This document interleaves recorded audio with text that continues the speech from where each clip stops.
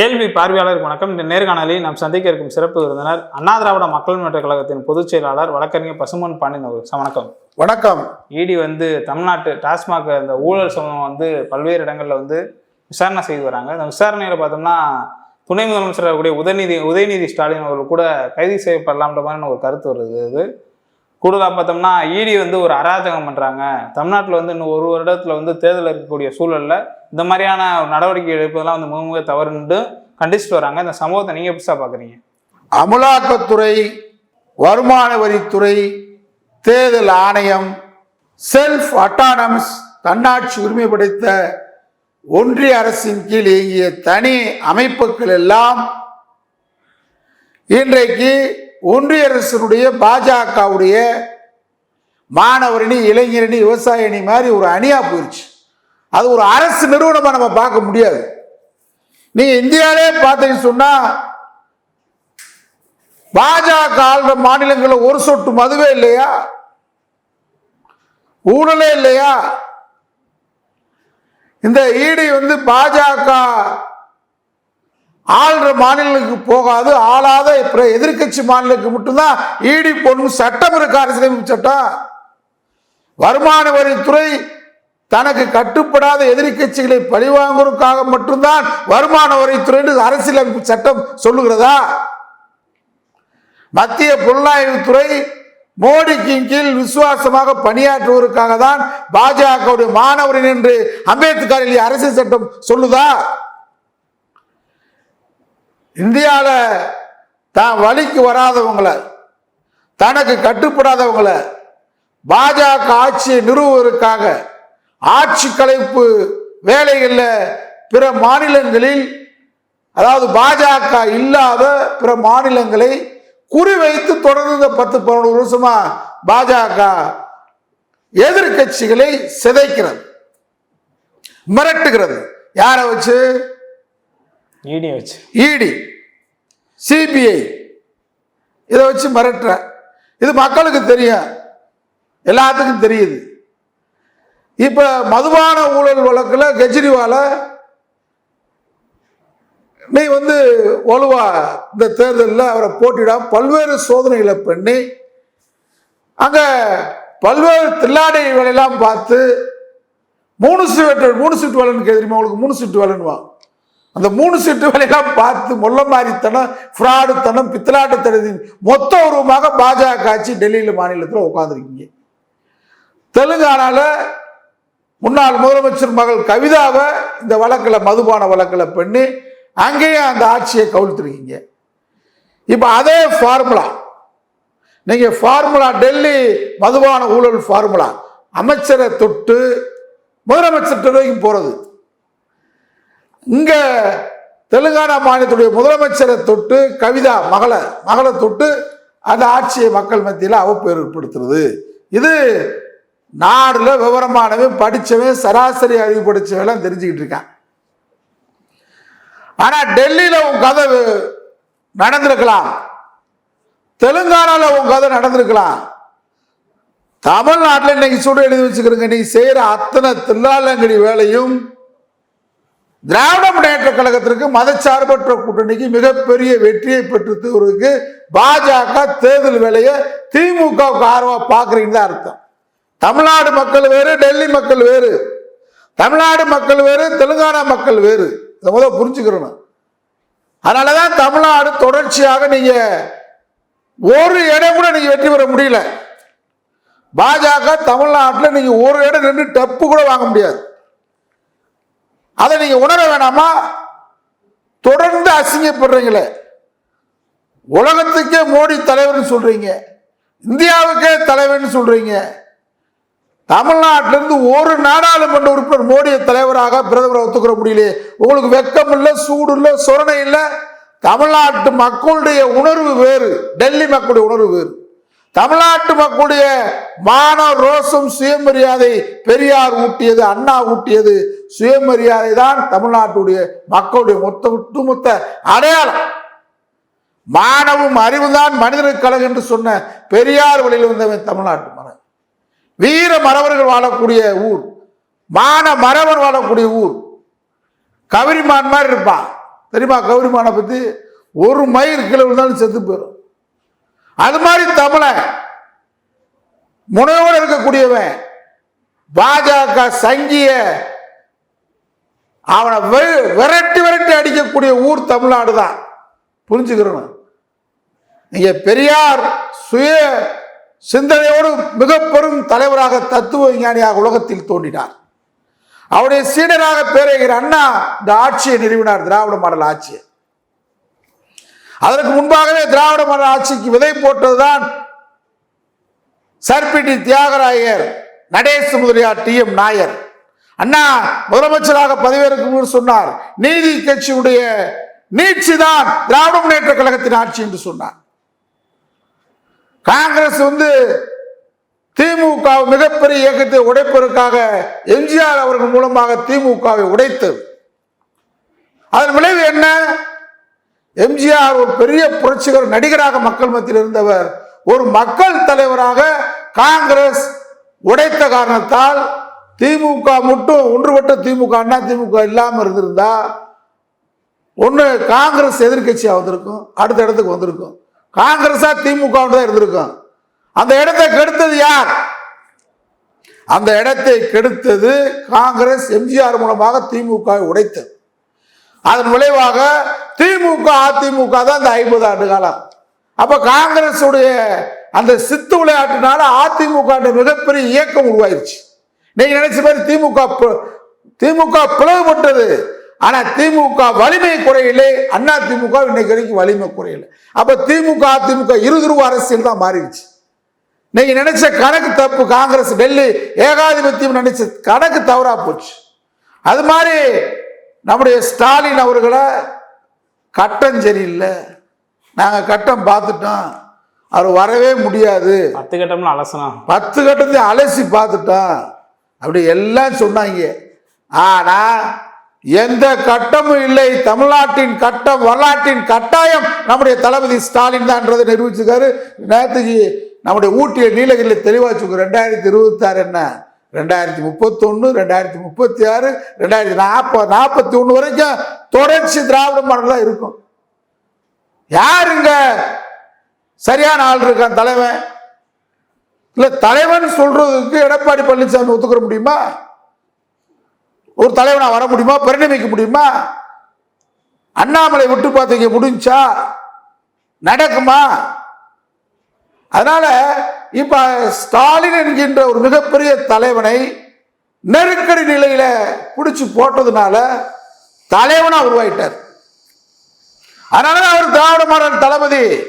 நீங்க அவரை ஜெயிலுக்கு அனுப்பாட்டு அவருக்கு ஒரு வரலாற்று பின்னணி கிடைச்சிருக்காது. புடம்போட்ட தங்கமாக இன்றைக்கு அவர் சிறையில் இருந்த காரணத்தால் தான் அவருக்கு வரலாற்று பின்னணி இருக்கு, தியாக பின்னணி இருக்கு. அது மாதிரி இப்ப நீங்க என்ன நினைக்கிறீங்க? டெல்லியில கெஜ்ரிவாலை தூக்கி போட்ட மாதிரி, இந்த அமைச்சர்களை தூக்கி போட்டது மாதிரி, இங்க தெலுங்கானால கவிதாவை தூக்கி உள்ள போட்டது மாதிரி நீங்க உதயநிதியை உள்ள போகணும்னு நினைக்கிறீங்க. இந்த திராவிட இயக்கம் கொள்கை ரீதியான இயக்கம், வாழையடி வாழையாக கொள்கை ரீதியாக வருது. அப்படி வருகின்ற பொழுது தளபதி ஸ்டாலினுக்கு அடுத்து நீங்களே இந்த இடி பிடி சிடி ஒன்றிய அரசினுடைய இந்த அடக்குமுறை உதயநிதி மீது வரத்தான் பந்து அடிக்க தான் எந்திரிக்கும், சந்தனம் அரைக்க தான் எந்திரிக்கும். உதயநிதி என்கின்ற மனிதன் கல்ல அடிக்க தான் சிற்பமா மாறும்.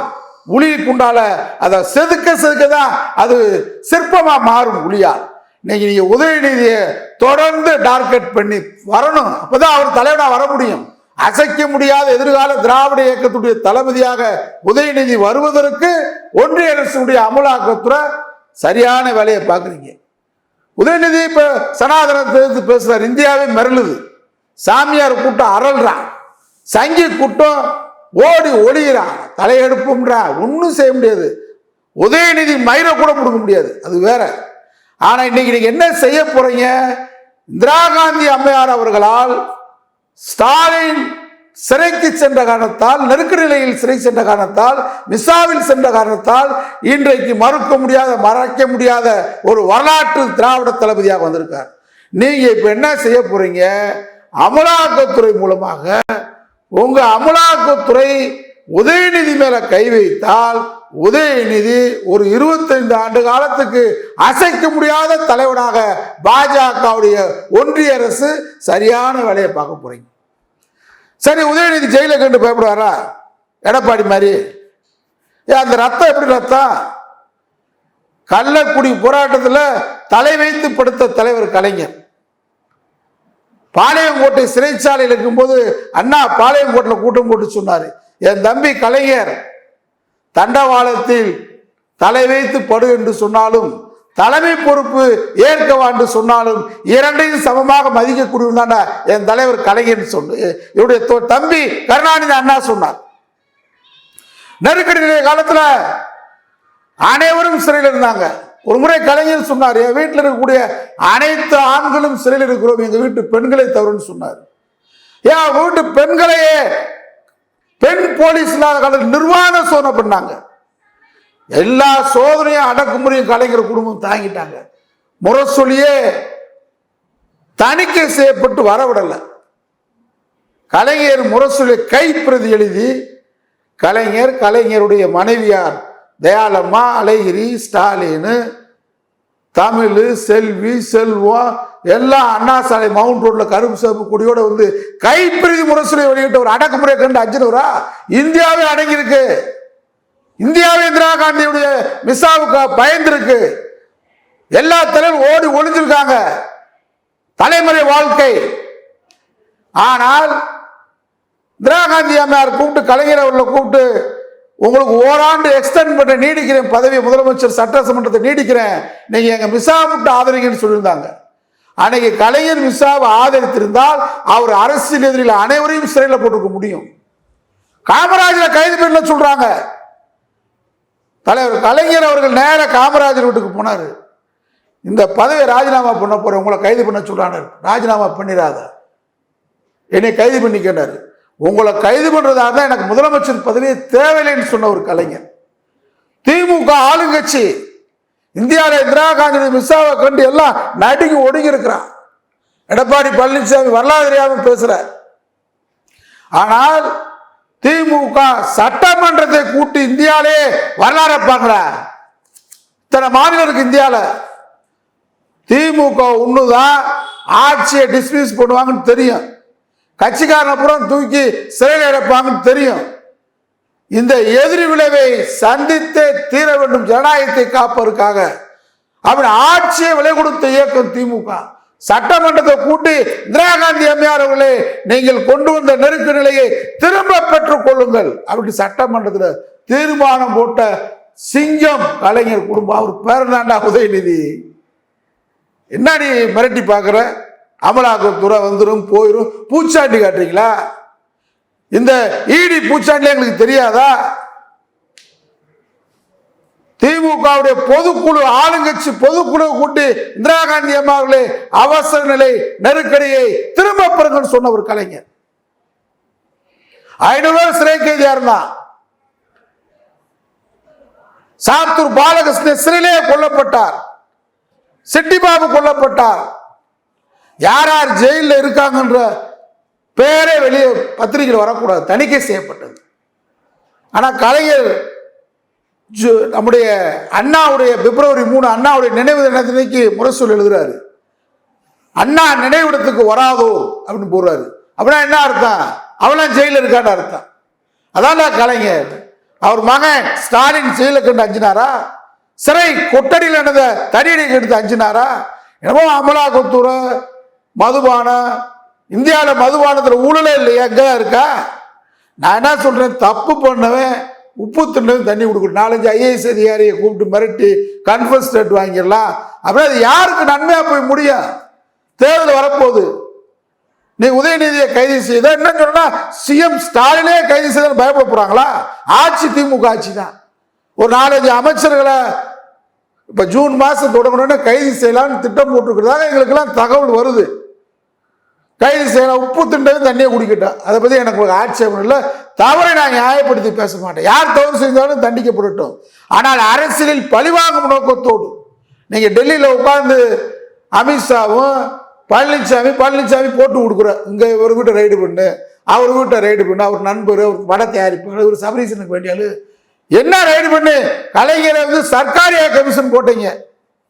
சர்க்காரியா கமிஷன் போட்டு என்ன கண்டுபிடிக்க முடிஞ்சு? என்ன இருந்துச்சு? இந்தியாவிலே இன்றைக்கு இவ்வளவு நாள் பொது வாழ்க்கையில் ஒரு 60 ஆண்டு காலம் தொடர்ந்து பொது வாழ்க்கையில் இருந்த கலைஞர் குடும்பத்து மேல ₹1 ஊழல் குற்றச்சாட்டு தண்டிக்கப்பட்டிருக்கா கலைஞர் குடும்பம்? யார் மேல? ஒருத்தர் ₹1 ஊழல் குற்றச்சாட்டு. கலைஞர் முதலமைச்சர், எம்எல்ஏ, அவங்க பையன் மேயர், துணை முதல்வர், இன்றைக்கு முதலமைச்சர், மகன் மத்திய அமைச்சர், மக கனிமொழி எல்லாம் இருக்காங்க பொது வாழ்க்கையில், அரசு பதவியில் இருக்காங்க. ₹1 ஊழல் குற்றச்சாட்டு நீங்க நிரூபிச்சிருக்கு சொல்லுங்க பார்ப்போம். நெடுஞ்சாலைத்துறை நடந்த ஊழல் சொன்ன சுப்ரீம் கோர்ட்ல போய் எடப்பாடி பழனிசாமி போய் தடையான கேட்கறியே. அது மாதிரி ஸ்டாலின் பயந்துருக்காரா? உதயநிதி அஞ்சுவாரா? நான் உதயநிதி சிறையில போட்டா 234 தொகுதி அதிமுக பாஜக கூட்டணி டெப்பு இழக்கும். ஸ்டாலின் வெளியிருந்தாருக்கு வீதி புறா வருவார், நாடு புறா நடப்பார், நீதி கேட்பார். தமிழ்நாட்டு மக்கள் நீதி வழங்கி பழக்கப்பட்டவர்கள். திமுகவுக்கு அமோக வெற்றிய உதயநிதி மிகப்பெரிய திராவிட இயக்கத்துடைய எதிர்கால தலைவராக நன்கொடையாக இந்த அமலாக்கத்துறை கொடுக்க போறீங்க. நீங்க அவரை தொட தொட சிகரமாக மாறப்போகிறார். அவருக்கு சோதனை வர வர இந்த திராவிட இயக்கத்திற்கு ஒரு அரணாக, அகலியாக, கேடயமாக கிடைக்க இருக்கிறார். அதனால இந்த அமலாக்கத்துறை பூச்சாண்டிக்கு தமிழ்நாட்டு மக்களோ திமுகவோ தளபதி ஸ்டாலினோ உதயநிதி அஞ்ச போவதில்லை. எதையும் சந்திப்பிற்கு தமிழ்நாடு தயார். நன்றி சார். நன்றி.